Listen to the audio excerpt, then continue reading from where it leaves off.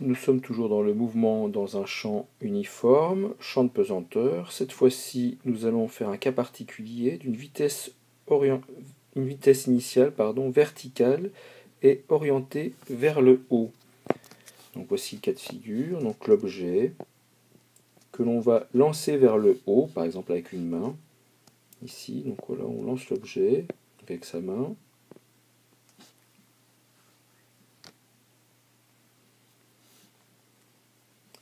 Donc finalement, je vais peut-être pas représenter la main. Donc voilà. Voici l'axe vertical orienté vers le bas. Donc on se rappelle qu'ici, on a le poids de l'objet. Donc qui va nous donner l'accélération G. Ici. Qui va être égal. Enfin, G qui va être égal à l'accélération de l'objet, puisqu'il est en chute libre. Et au départ, nous aurons une vitesse verticale V0, comme cela, orientée vers le haut. Donc le système, etc., référentiel, toujours, c'est exactement pareil que dans le petit 1. Par contre, lorsque on a toujours AZ est égal à G, lorsque l'on projette l'accélération suivant l'axe vertical, lorsque l'on va faire la primitive, cette fois-ci,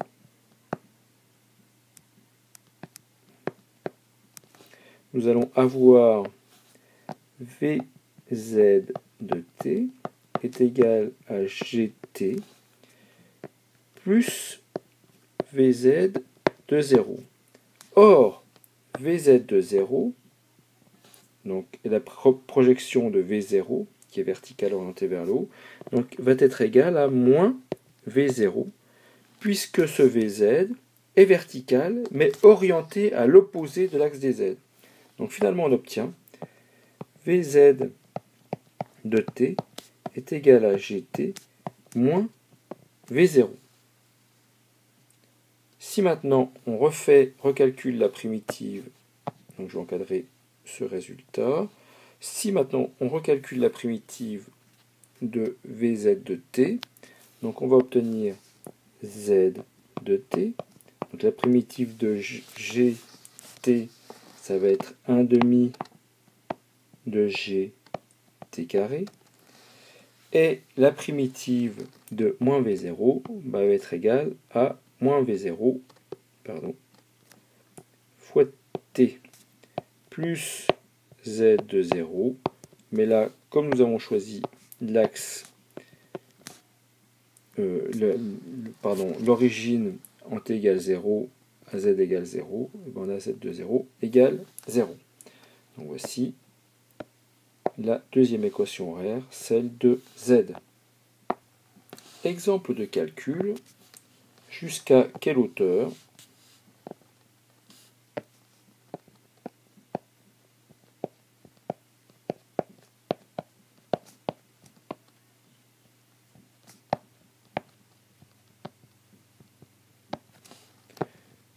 le solide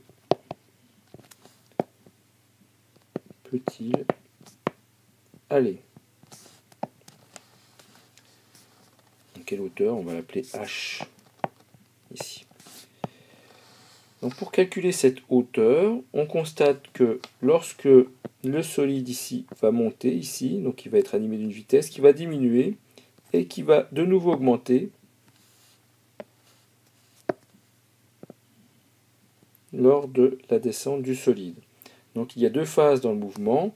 Une première phase, donc que je vais représenter en bleu ici, où le solide a un mouvement rectiligne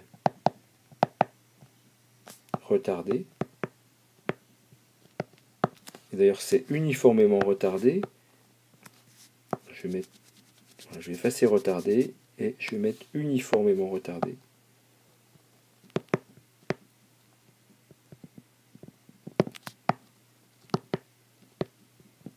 Et une deuxième phase où le mobile possède un mouvement rectiligne uniformément accéléré.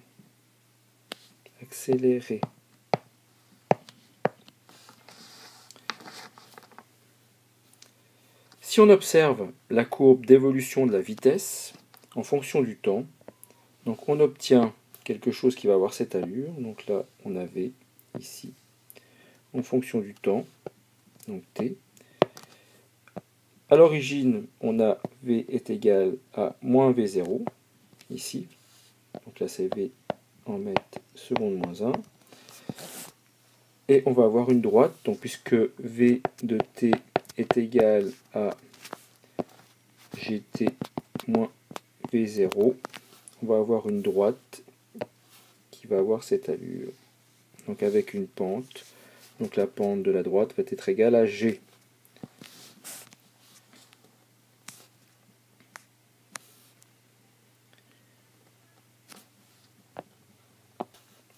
Si l'on trace maintenant en dessous, en fonction de T, la position Z en mètres, donc on a vu que Z de T est donc égal à G sur 2 T carré moins V0 fois T.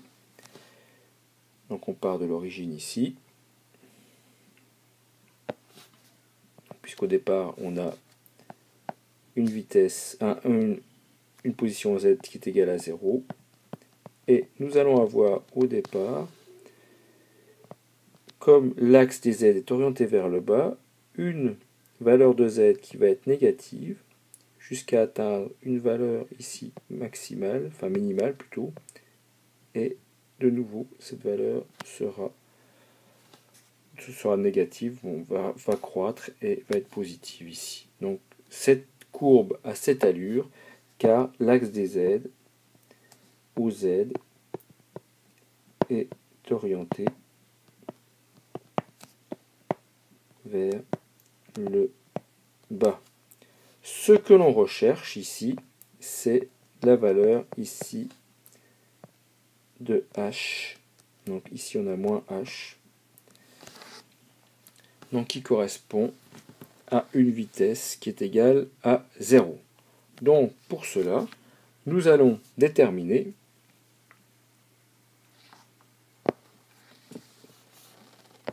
la valeur du temps pour V de Z de T est égal à 0. Effectivement, V de Z de T est égal à GT moins V0.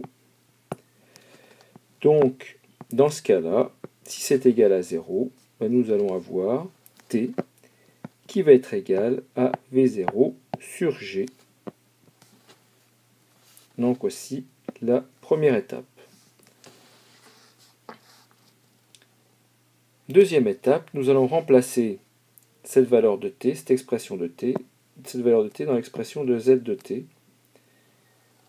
Donc, alors, je vais écrire simplement Z, puisque nous allons remplacer T ici.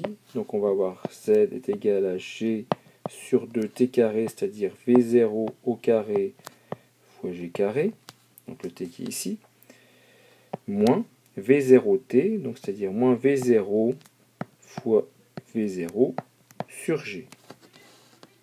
Donc ici, nous voyons que nous pouvons simplifier un certain nombre de choses, en particulier le G ici et le G carré ici.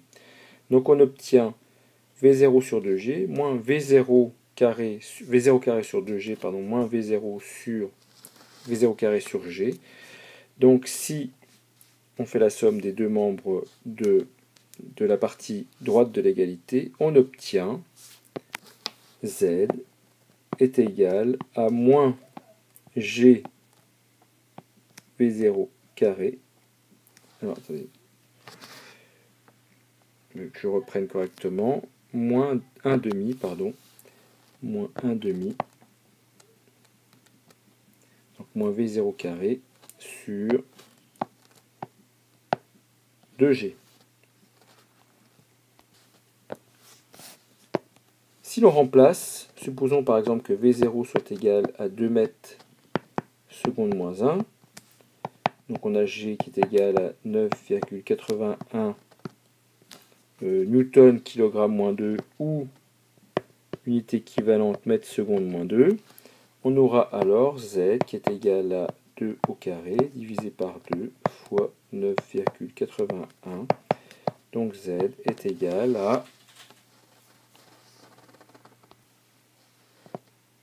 0,204 mètres. Avec le signe moins ici. Voilà. Donc ce qui fait h est égal à 0,204 mètres. Autre exemple de calcul possible rapidement. Donc si je reviens à la représentation de z en fonction du temps, on a un point particulier où l'objet passe de nouveau par l'origine. Donc on peut calculer la durée au bout de laquelle l'objet passe de nouveau par l'origine, car effectivement, si on reprend cette équation ici, nous allons réécrire. Donc, nous allons réécrire sur la dernière page, ici. Donc on a z de t est égal à gt carré sur 2 plus, moins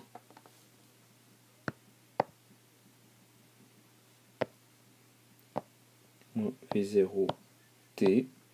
On se rend compte que si z de t est égal à 0, et si on factorise t, donc par t, nous avons 0 est égal à t fois gt sur 2 moins v0. Donc deux possibilités, deux solutions, soit t est égal à 0, soit ce membre cette gt sur 2 moins v0 est égal à 0. Donc t est égal à 0 au départ, donc on a bien z égal à 0 au départ, et ici, cette valeur ici, cette équation ici, correspond bien au deuxième passage de l'objet au niveau z égale à 0. Donc si on remplace, on va obtenir, alors déjà si on détermine le temps ici d'un côté, on va avoir t qui va être égal à v0 de v0 sur g. Et si on remplace, on va avoir t qui va être égal à 2 fois 2 divisé par 9,81. Donc on obtient t est égal à 0,408 secondes si on prend trois chiffres significatifs.